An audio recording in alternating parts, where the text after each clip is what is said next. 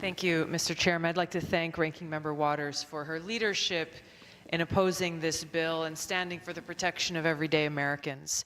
We can't forget that it was only 10 years ago that millions of hardworking families watched their life savings entirely wiped out. They lost their homes. They couldn't afford to send their kids to college.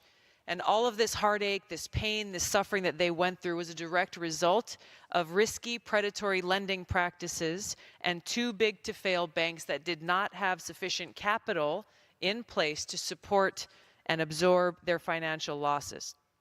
It was in the aftermath of this financial disaster in 2008 that Congress passed protections to prevent this from happening again. But here we are today, where these big banks now believe that we should simply forget the past mistakes that they made and instead only evaluate their current activities to determine certain capital requirements.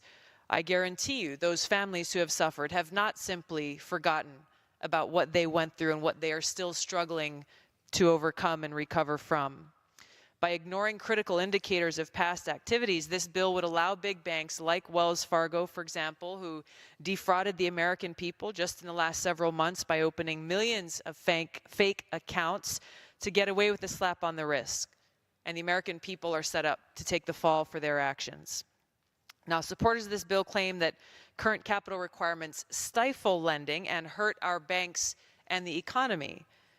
But the facts say otherwise. In 2016, bank profits reached an all-time high, and today business lending is up 75% since 2010.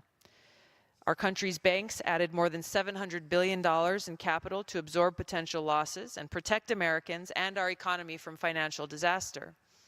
Higher capital requirements don't restrict lending. They simply ensure that big banks that are even bigger today than they were in 2008 can absorb their losses without depending on taxpayers for a bailout.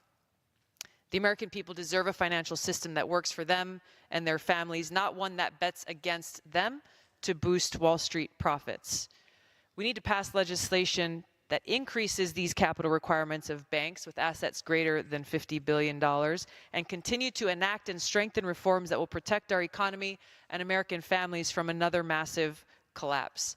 That's why I'm strongly urging our colleagues to reject this dangerous bill and instead work together towards efforts to build a financial system that serves the American people, not special interests or Wall Street banks. I yield back.